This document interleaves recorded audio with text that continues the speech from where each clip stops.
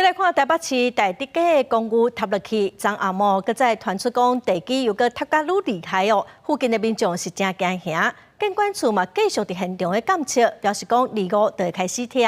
台北市的副市长李树川是指出讲，这栋塌落去的厝，逐工拢会以1/1000的速度继续咧塌落，所以是真危险。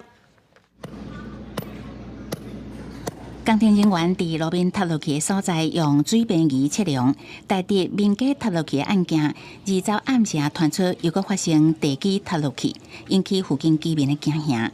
监管处持续伫现场监测。台北市副市长李树川讲，大致25户塌落去的厝，其实逐工差不多有6%有沉甲车去，目前是危险的大楼。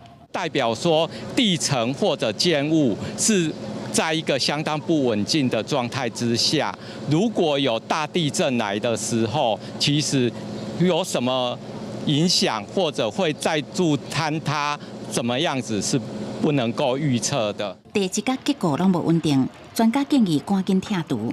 透早也是有住户到现场关心状况，提起工园讲甲后殿。 兵荒马乱之际，我们还是希望逐户搬的时候，我们希望进去再看一下，马上立即拆，会有点不舍。目前观测结果是没有明显在做变化，属于稳定的状态。那我们预计在这些东西搬完以后，在25号开始会执行强制拆除。 基泰建设造成厝边仔的厝塌落去。台北市都发局20暗时办理毁损的鉴定说明会。基泰县杨的主任讲，会配合市政府指导做代志。这个讲法，互都发局长王玉芬也甲现场的住户真生气。派这个主任来，又不能代表一切，你说什么话？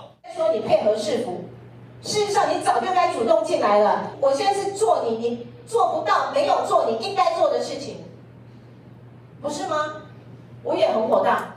监管处嘛进一步表示，若是较大型、贵重、甲无好搬的物品这一部分，已经联络基泰建设，一定要配合受灾户协助搬走所有物件。若是有一寡无搬出来，也是无法度搬出来，亲像装潢这个动产的部分，消保官评估每一户互因50万的赔偿。若是有一寡住户认为无够，会个别甲基泰来协谈，这原来是基泰爱赔偿的。记者综合报道。